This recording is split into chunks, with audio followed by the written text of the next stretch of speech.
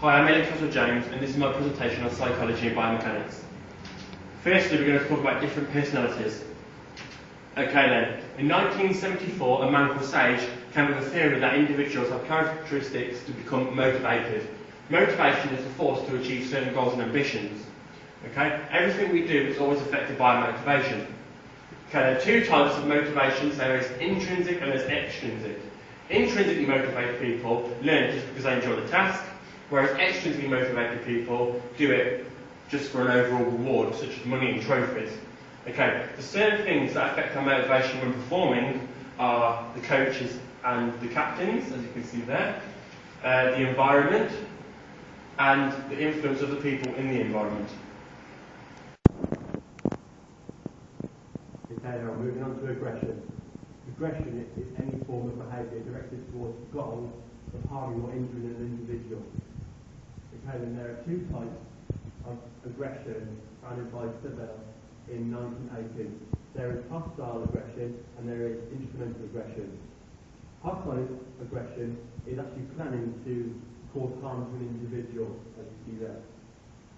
Whereas instrumental aggression is intending on achieving to do some form of non-aggressional goal, such as fighting yourself wrong. Okay, the things that influence players to get aggressive is things such as stopping players, the media, referees' bad choices, or even losing a very important game. Okay, now we have biomechanics. Firstly, we have applications to forces. Forces may be defined as the mechanical load. When you push upon an object, you're actually applying forces onto it. You also exert a force when you throw or kick a football. In all these cases, the forces are associated with results within muscular activity.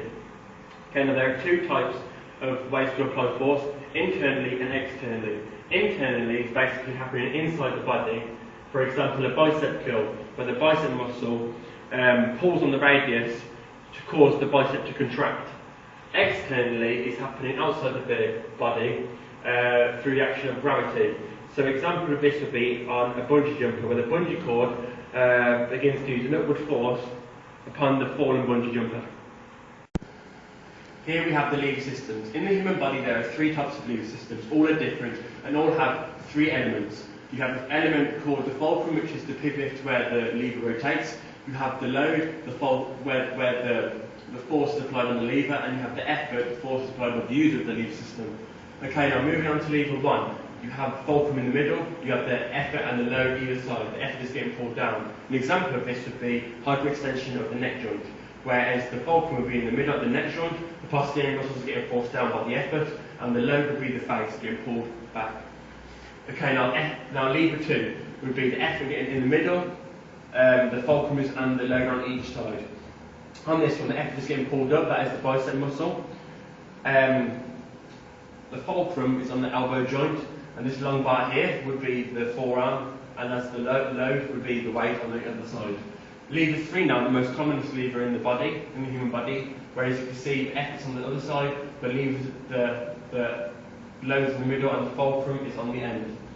The effort is getting pulled up by the gastrocnemius muscle, pulling it down, the load down onto the calcaneus, and the fulcrum will be balanced onto the toes. A sport example of all three of these would actually be a jump shot in basketball, where you firstly observe lever one, lever two, where you bend your arms and crouch using the bicep curl, and actually lever three by actually elevating off the ground. Okay, the last slide we have in our biomechanics presentation is momentum and impulse. Okay, firstly we have momentum. Momentum is the amount of motion a moving object has, and is the product of the mass and velocity. Okay, a sporting example of this would be a long jumper. They may increase the velocity by changing their approach in order to increase the momentum, which allows them to stay in the air for longer. Okay, now, impulse. We have here, impulse is a name given to the equation that suggests that any change in the momentum is changed upon the product of the force and at the time that that force is used on the object. Okay, a sport example of this would be in cricket, when you catch a fast moving ball, the player will decrease the velocity of the ball by meeting the ball early, drawing the hand back in the same direction as the throw. Okay? Thank you for watching my presentation. Here are the references I used from my presentation for gathering the information.